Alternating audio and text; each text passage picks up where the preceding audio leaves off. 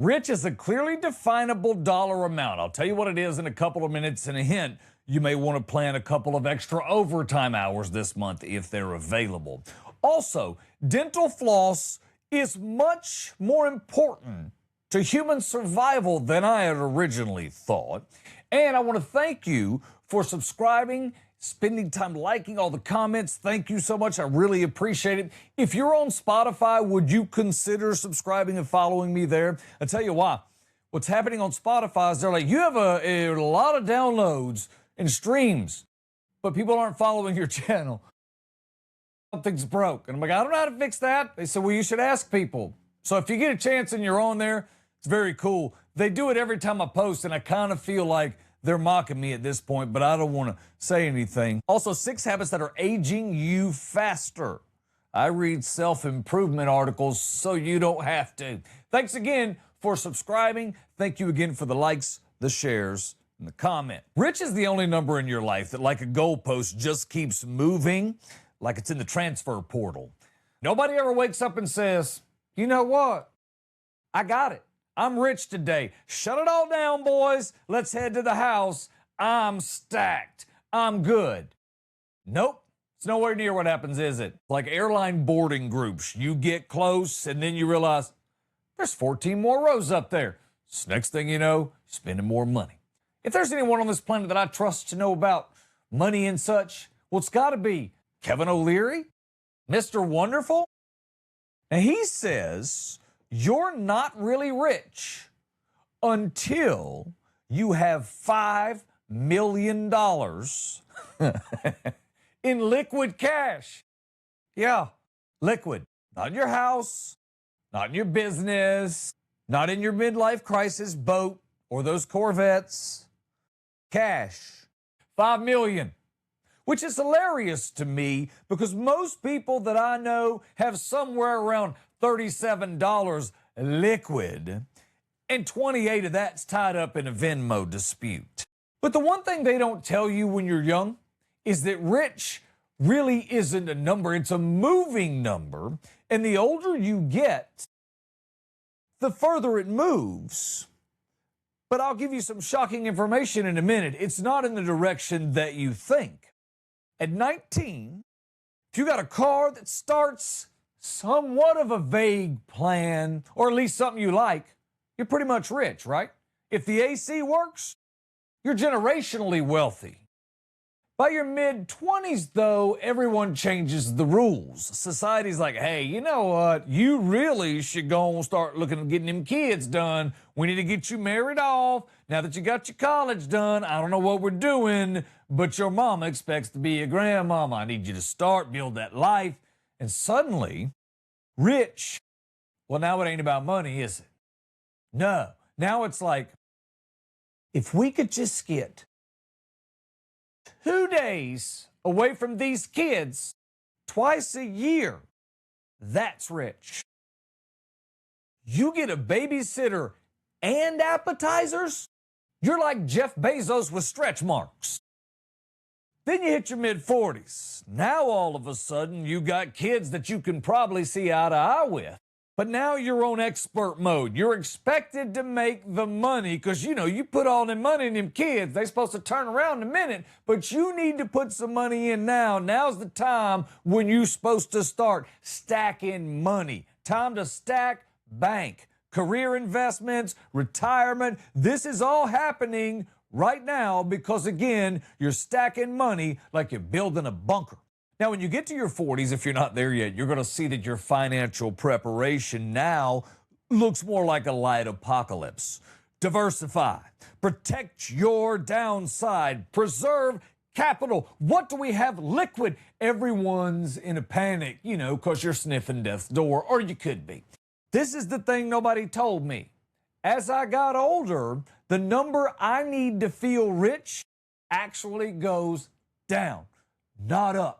Because I don't need things anymore. I don't need a decorative throw pillow that matches my camouflage overalls. I don't need that anymore. I could just go with the standard orange pillow like everyone else. I don't need more stuff. I don't even need to go anywhere anymore. I used to want to go all over the world. Now I'm like, man, you know what? If I can get in the truck, go a couple 100 miles, and sleep outside and drive back, I'm probably all right. I don't really need to go to France. I've turned into the guy that's like, yo, I'm kind of comfortable here. I got some peace. Nobody's really bothering me. And I can leave the house without having to check my account. I figure I'm good. But if you think that way in your 40s, well, you'll be single in your 50s. Honestly, I'm at the point now where if I can find my charger without having to crawl under furniture, well, that's rich. So you see what I mean? All of a sudden, the scale just slides in your favor. My buddy and I were talking about dating, and he's a little older than me. He's over 60. He said, everything changes when you're older than 60. When you were in your 40s, they wanted you to have a good credit score. When you turned 50, all they really wanted was for you to have a driver's license.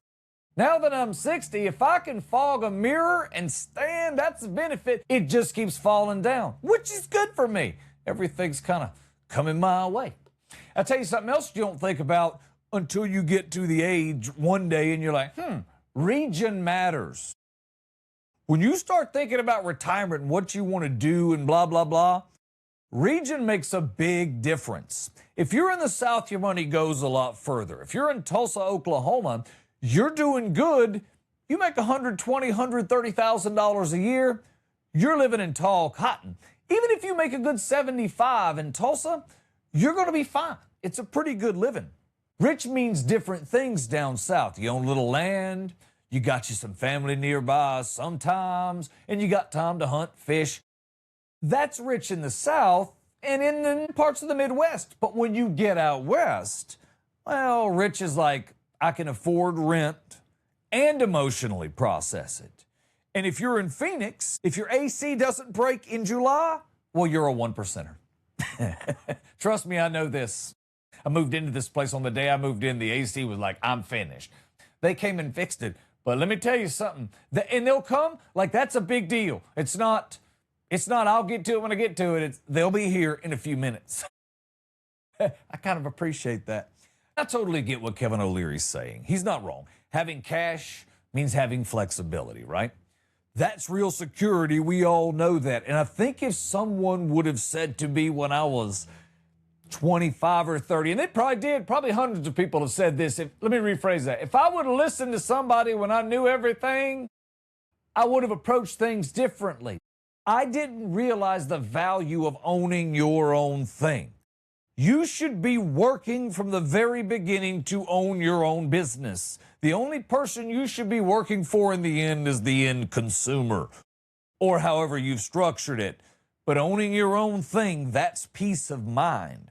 That's waking up in the morning and knowing I control things. You don't have that if you work for someone else.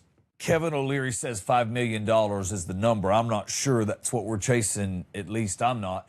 I'm out here like, if I can breathe this month, and if I did want to take a drive over to California and stay for a couple of days in a hotel, way off the coast, I could do that and not feel like I'm falling behind. Or can I sit still? You know how that gets when it's uncomfortable around your money. Because that's the quiet battle that goes on a large portion of our lives, right? We're chasing money. We're giving up the time for the money because we're supposed to. That's not necessarily the thing we want. I worked for a guy one time who was pretty much the top dog in this radio company that I worked for. There were people above him, but creatively, he kind of run the whole thing. And he was a very, very sharp dude.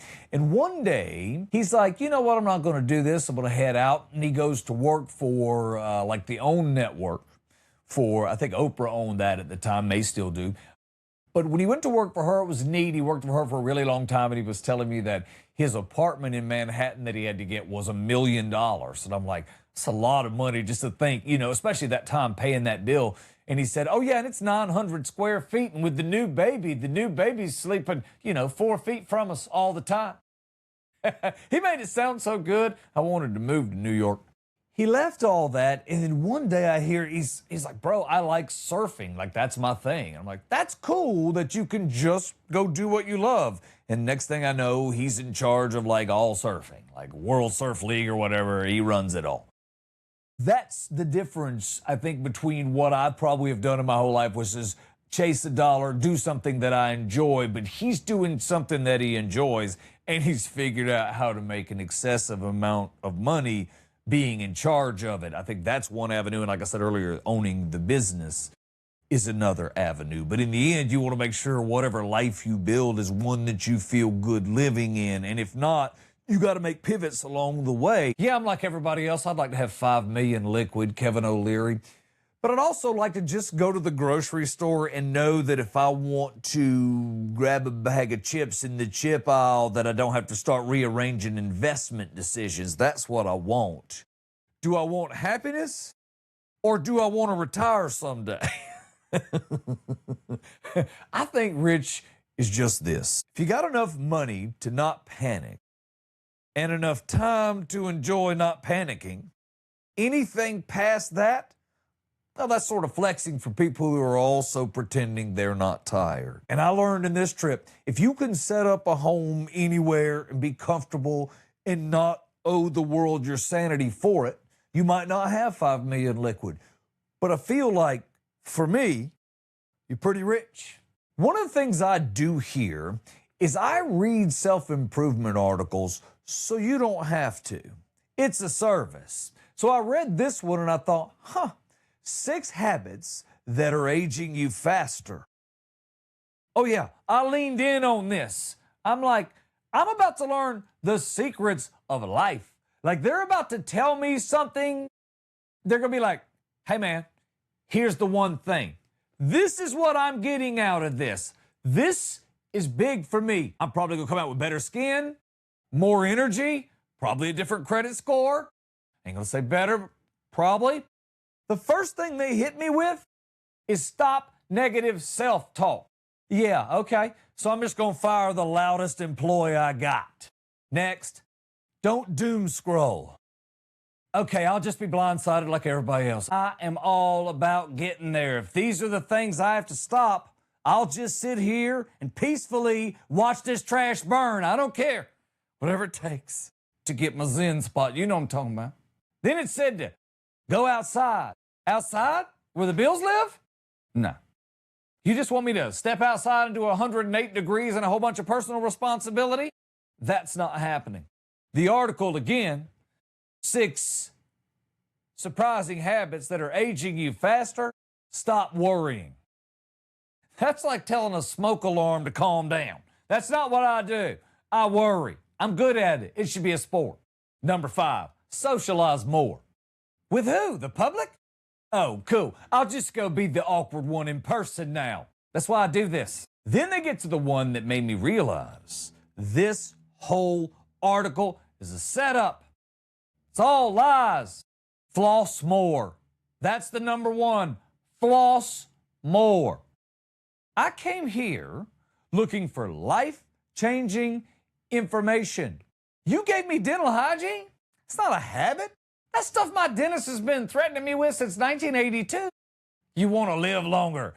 Get in there and get your molars clean, champ. I thought they were going to tell me about stress or purpose or mindset, something that makes my brain just reset. Nope. The key to longevity is string. That's it. Congratulations. That's why I read self-improvement articles, so you don't have to. We've been out here overcomplicating life.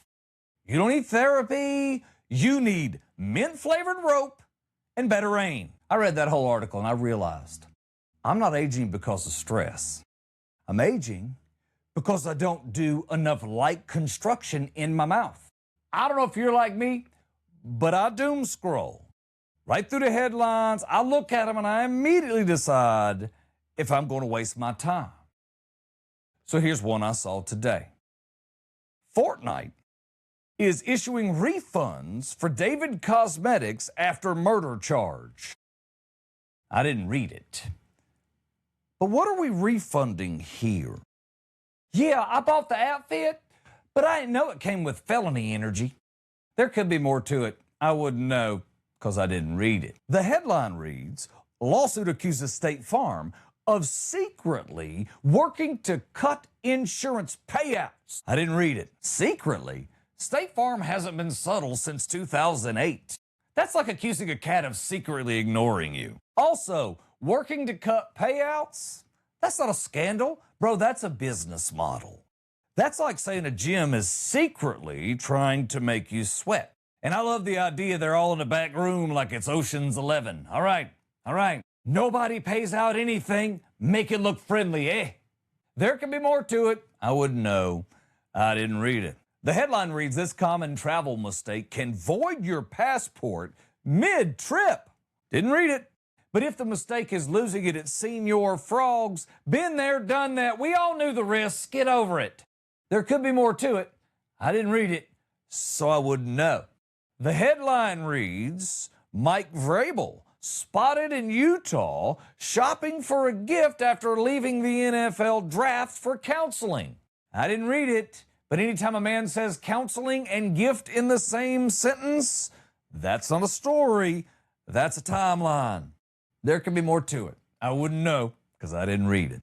The headline reads, Rivian hasn't made a profit, but paid its CEO $403 million. Now, I didn't read it, but that's not a CEO. That's a Make-A-Wish kid for business. There could be more to it. I didn't read it, so I wouldn't know. The headline reads, 22 Buddhist monks arrested after record drug bust. I didn't read it, but that's not a monastery. That's a dispensary with robes.